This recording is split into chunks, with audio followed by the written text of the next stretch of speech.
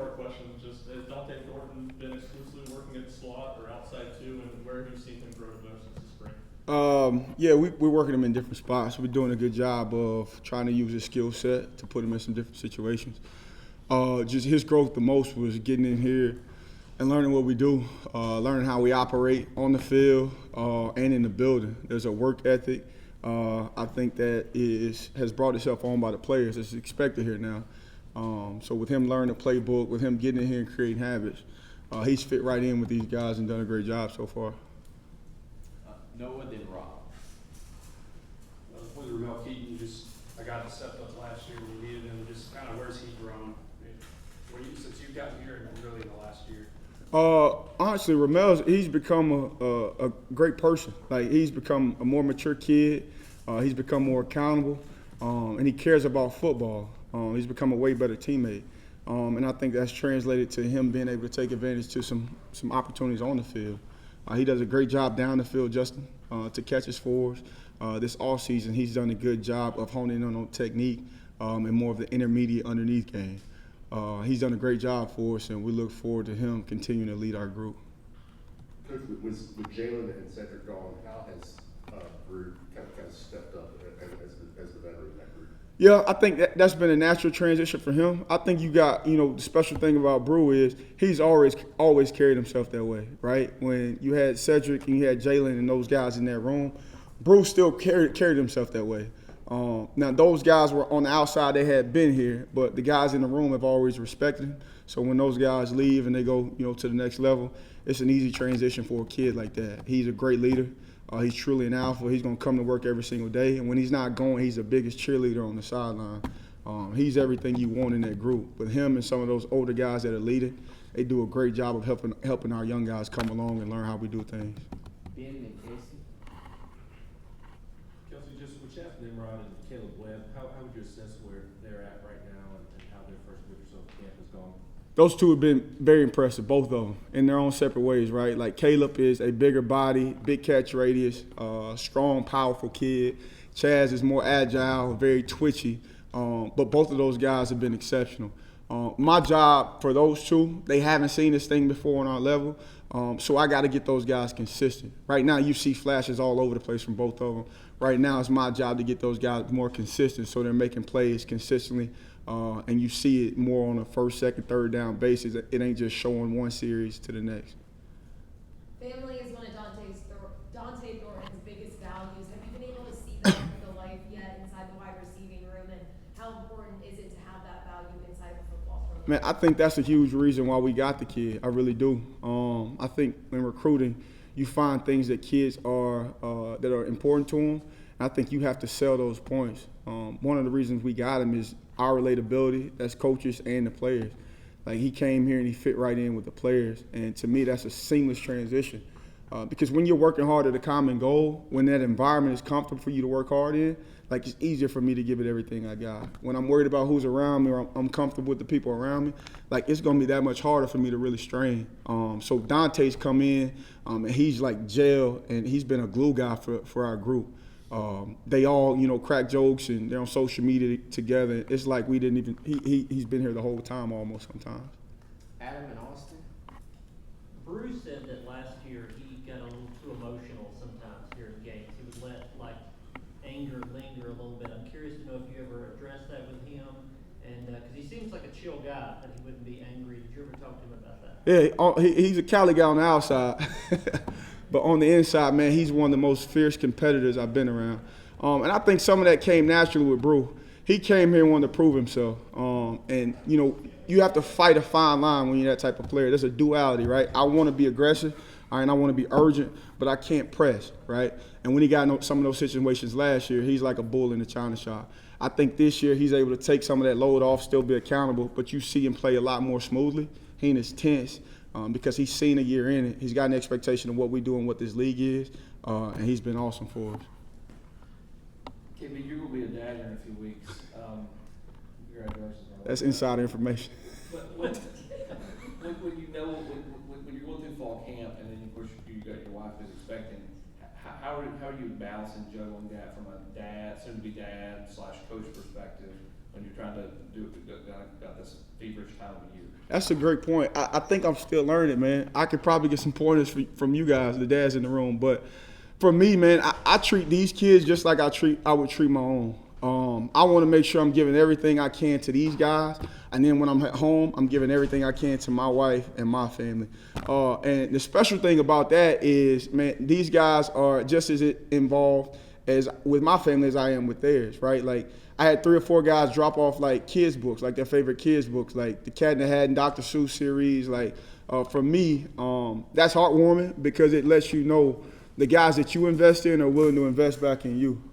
So that kind of gives me, you know, some pride, and I take a lot of pride in that. It speaks back to that family feeling we were just talking about. When they see, you know, the time and the effort that I put into them, they're that much more willing to do that with my son and my kids in the future. That gives you a good feeling. That lets you know you're in the right direction. You got a good coach. Reese and Caleb. You speak about family.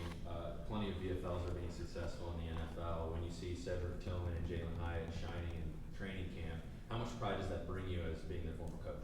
Man, I think it's awesome to see, but quite frankly, like, that's the expectation, right? Like, you hear a lot of people say about the offense and this and that, and, you know, people make up what they want to in recruiting. Like, this offense helps guys win in one-on-one matchups. That league is all about one-on-one matchups. So the things that those guys are doing there, it's an expectation by everybody in this building that they're going to win situations like that. And we look forward to seeing those guys. You know, texts back and forth with those guys between games, between practice are awesome. It's also good to share with your current guys because they've seen those guys where they started. Jalen said started, their career ending here and where they are now. I think those experiences you can use as learning tools for the guys you got in your room. So it's been awesome. We've seen Squirrel White kind of come out of his shell from last season this year. How have you seen him mature and grow on the field? Yeah, he's awesome. He's turned into a little bit of a comedian. You know, I heard him and Joe Milton were a new duo this summer. That was news to me. But seeing him open up and be more talkative and his personality come out, like, you know, that's only better for the rest of the room. Squirrel's a vibrant light on and off the field. When he's around the guys, everybody lights up. When he's on the field, it's contagious. Everybody's willing to play harder. But seeing that personality show in the room has been awesome. It's been really good. Adam, Rob, and Austin. Seems like we hear a different wide receivers like best friends with Joe. Is that, should your wide receivers trying to build a relationship off the field with their quarterback? I think that's always a good thing when wide receivers and quarterbacks are clicked up like that. I think, you know, that helps them build camaraderie off the field. Obviously, when you're in my foxhole and I know who you are, I know what you've been through, that just makes us in the fourth quarter a lot more deadly because guys are willing to go to battle for those that they know, all right, that are right next to them. It's been cool to see. It's been cool to see Joe's maturation. You know, when he got here, you know, and where he is now, it's like 2 completely different people. He's matured a ton. It's fun to see him on the practice field. You know, outside of the physical gifts, you see him interacting with guys in between drives, coaching them up, talking about what they see. And he's not always talking, he's listening too, which to me shows you he's a good leader. That he's willing to listen and apply on his end as well. So seeing all those guys mature, man, has been phenomenal for us. And we look forward to continue taking that jump this training camp.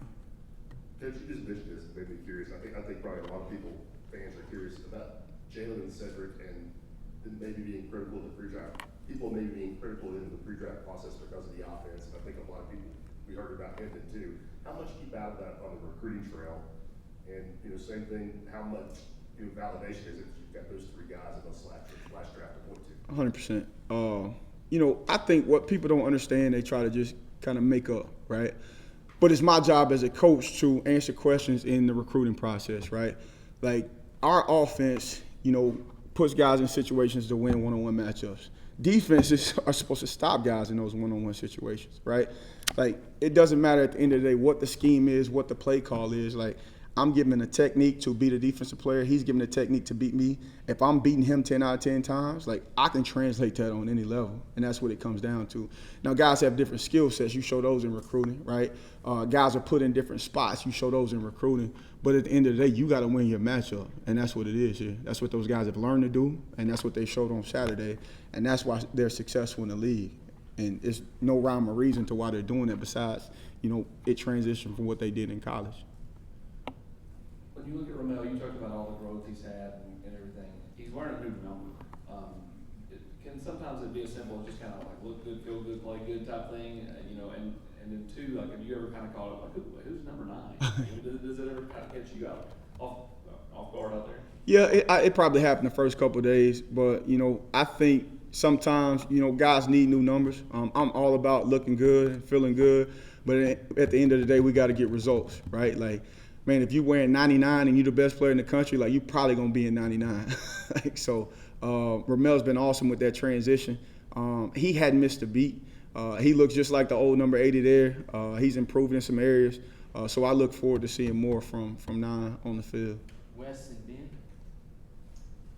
Speaking of Ramel, Kelsey, at what point when you got here did you realize what sort of player Ramel could be? Because he was a big-time prospect and then didn't get off to the start maybe he wanted, at least as a pass catcher anyway. But at what point did you see what he could be, and how close is he to being that player?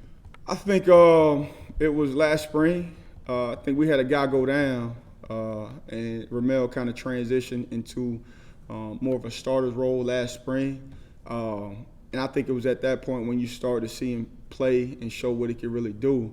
And the funny thing about that, life comes full circle. We get to the season, and the exact same thing happened. The guy in front of him went down, and he was a reserve. He came in and made a bunch of plays for us in critical situations. So I think, man, that's why it's so important in practice to push these guys to their limit. When guys go down or you got a guy out for a day or two, man, you got to treat the next guy as if he's a starter. That way, during the season when those things happen, you don't skip a beat. Guys don't flinch. They just continue to go and roll. And we can truly create a unit that way. I think we're getting to that point to where our unit is becoming more holistic, where we can plug and play guys wherever. Kelsey, I wanted to ask you about your 2 true freshmen. Just what have you seen from Nate Spillman and Nathan Leacock so far? Both of those guys have been great in the classroom. Both of those guys still have some work to do on the field, but they both have traits. They're both physically gifted. They're both determined and want to be good, and that's really all you need. We've seen a lot of guys in our room, get developed, right? And if guys are competitive and determined, man, we can develop you, and you can be as good as you want to be. And they've shown every tool in the world to be successful in what we do in this league. Last 2, Reese and Vince. At SEC Media Days, Joe Milton said that Ramel kind of came out of his shell when he went on a trip to New York City. At what point did you kind of realize that he is a better person in the locker room? Because you said that in one of your opening questions. You see their interactions, right? At some point, guys start to make it about the group. And you see Ramel, man, like, he's naturally a quiet kid, but you see him going to coach other guys on the side. Even when he's tired, he just came off the field, but he wants to go coach other guys when they come off to the sideline. He's willing to stay after with the younger guys and help them get, transition and things like that with the playbook. You just see selfless acts like that, see him serve others. And I think, for a while now, man, he's come on for us. And I think that started off the field, and I think that translated to Saturdays. And now you guys see what you see out of him. Kelsey, can you give us some examples, either plays, catches, moments for Dante Thornton where he's shown his ability and his potential as a wide receiver in your offense? Yeah. So from Dante, what you get a big targeted receiver, a guy that can run, a guy that can bend, is agile. We got a couple days early in camp where it's just helmets and shorts, and he's coming across the middle, and it's a big target for the quarterback coming across the middle of the field with speed. He's able to catch that thing, continue to run. For me, man, like, having guys like that, with that ability, with that length, being able to run the way he can, is awesome to see. It is a completely different product of what we had last year in Jalen, and sometimes said. He's kind of a mixture of both of those guys in some ways. But it's been a bunch of times this camp, man, where you've seen him and your eyes just get big, and it may be I look at Hype or he looks at me, and he's a good addition to us. So him and all of the other guys have been awesome this camp. We just look forward to those guys continuing to push the envelope, continuing to work, and hopefully that process is where it needs to be when we start.